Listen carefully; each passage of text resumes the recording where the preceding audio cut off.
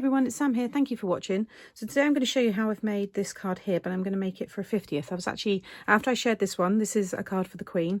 My friend said, would I make one with the same colours, but for a 50th birthday? So that's what I'm going to show you.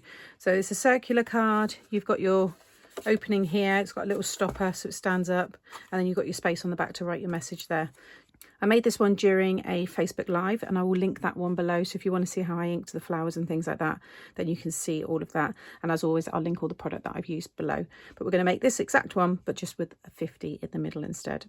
So first of all, we want to cut our circles. So you could use a dinner plate, side plate, anything circular to draw around if you want. Or if you've got a circle cutter, which is one of these here, then you can just adjust it to the measurements that you need.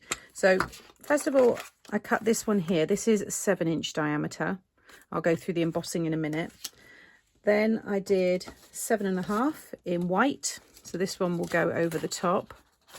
And then I need to cut my 8-inch because it's an 8-inch card, but you could have this as a 6-inch and then just drop down. So you've got a 5.5 layer and then a 5-inch layer. It's entirely up to you. So I've got mine set to 8 inches and I've got this blue cardstock here, which is the Lidl cardstock. So I'm just going to make sure that that will stay all within the cardstock and then just push down and just cut all the way around. You get replacement blades as well. There we go. So we've got our 8-inch circle, and then I cut it again in 8 inches in the white. The white one is what's going to go on the back to write your message, and you need to add a score line. So because it's 8-inch diameter, you just need to score right through the middle. So I just popped it in my scoreboard and scored it at 4. Again, if yours is 6 inches, then you're going to score at 3. I then wanted to add a little bit of embossed detail to the centre, so you can see here, but I only had this embossing folder that I like to go, you know, with this kind of theme, but obviously it's rectangular, it's not going to cover all of the circle.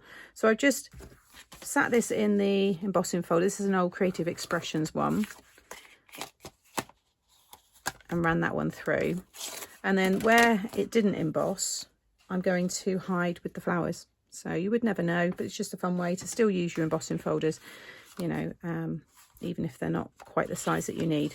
So first of all, we'll fold this one in half and we'll stick this one onto the back. So you're just adding your glue to the top half. So I'm using the construction glue. This is the Collall construction glue. There's lots of other brands as well, but this is just going to really add a lot of strength to the card. So I'm just going to lay that down over the top. I'm going to take that white one, so this is the 7.5, and I'm going to stick that on top. This could, you know, you could use some foam if you want to have it a little bit lifted. That one's going to go over the top there, and then this one is going to go over the top again. Now, because this is heavily embossed, because it's a 3D embossing folder, I just want to make sure I've covered all of the flat areas there, because there's a lot of raised surface. I'm just making sure I've got the flat parts here towards the left side and then the bottom right, because that's where the flowers are going to kind of swoop down. So I've just got my opening, you can see there. So just give that a minute to dry. So for the flowers, I have used my Funky Florals set, and I've just inked up the centres of all of them. So I just die cut them all with white card and then added the blue and the red. The blue and the red that I used are Candied Apple, Distress Oxide, and the Blueprint Sketch. And then I've just added a little faceted gemstone in the middle there. I'm going to use my hot glue to secure all the flowers in place. I just prefer using it when I'm using anything that's, you know, 3D, but you can use any glues that you prefer. So I want to make sure again that I've got this straight. So I probably should have said to do this before, I forgot during the live, but you basically just want to cut a straight line. I'm going to show you how to do this with a ruler rather than just do it freehand, but that's 4 inches there.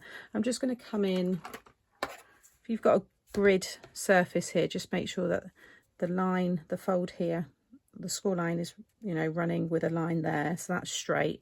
So I'm just going to mark with a pencil in the middle there, and then I can line my ruler up again, just following along my grid here, so it's nice and straight. And I'm just going to come up about 1/8 of an inch, just a little bit, and then just draw a line, just a very, very small part. This, having this flat section will help land the card, so it just means that it won't roll. So now when that stands up, it's not going to topple over.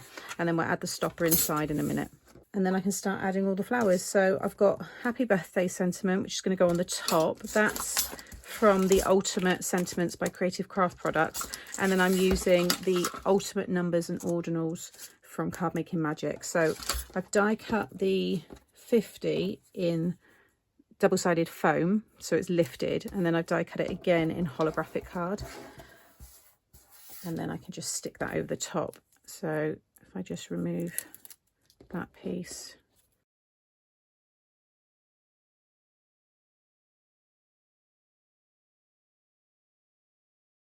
So I just like to kind of lay everything down first of all until I'm happy with the arrangement.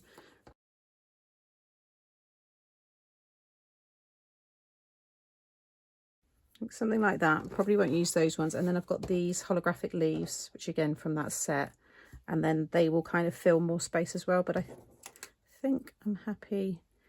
I might just move the numbers up a bit and then have the Happy Birthday maybe coming off the side there. I want it to look a little bit different to that one. Yeah, I think that works quite nicely. So I'm going to start laying these all down.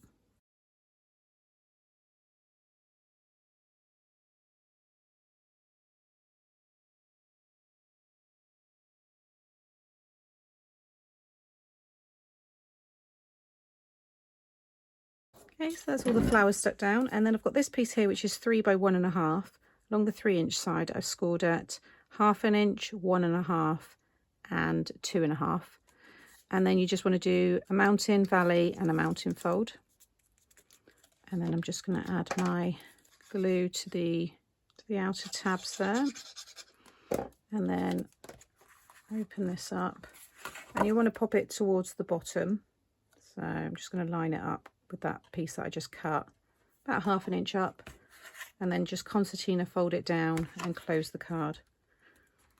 And it will just stop the card kind of opening and falling flat. And now when I open it up, it will only open as far as that part there, which is 2 inches. And you'll see it stands really nicely. Like I said, all that space on the back to write your message. It will fit into one of my 8 by 8 box cards, which I will link up here, or it'll be popping up in a box here somewhere.